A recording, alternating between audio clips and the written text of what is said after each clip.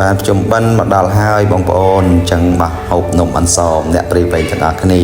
ថ្ងៃនេះនាំអារម្មណ៍ពុកម៉ែបងប្អូនហ្វេនមកមើលពីការវិចនំអន្សមបាទអ្នកខាងខេត្តព្រីវែង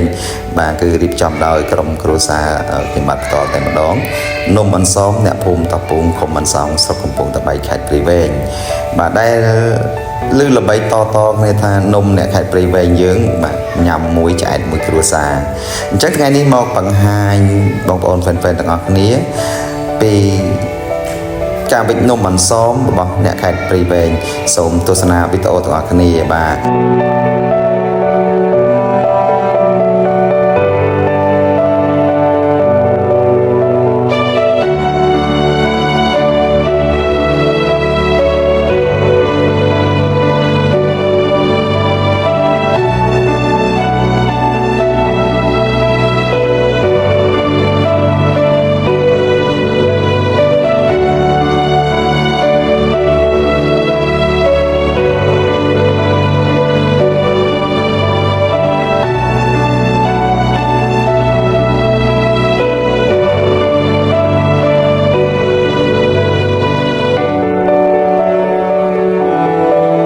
បន្ទាប់ពីខ្ចប់នំរួចរាល់យើងចាប់ដើមបាទបង្កាត់ភ្លើង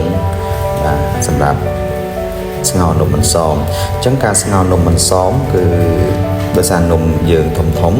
ញ្ចឹងបាទចំណាយពេលយូរមែនទែនបាទខ្ទង់6ទៅ7ម៉ោងបាទបានឆ្អិនដោយសារនំយើងធំ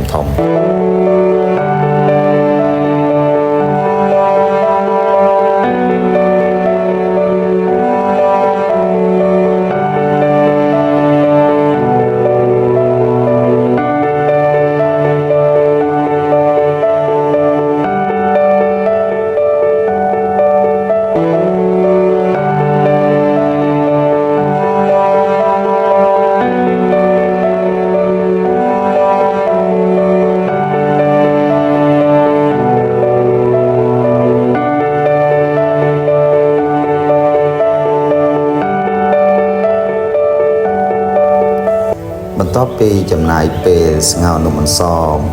6 7ម៉ោងកន្លងផុតទៅបាទឥឡូវឃើញថានំអន្សមរបស់យើងឆ្អិនហើយបាទហុយក្តៅបាទហុយក្តៅបាទអញ្ចឹងតោះបងប្អូនទាំងអស់គ្នា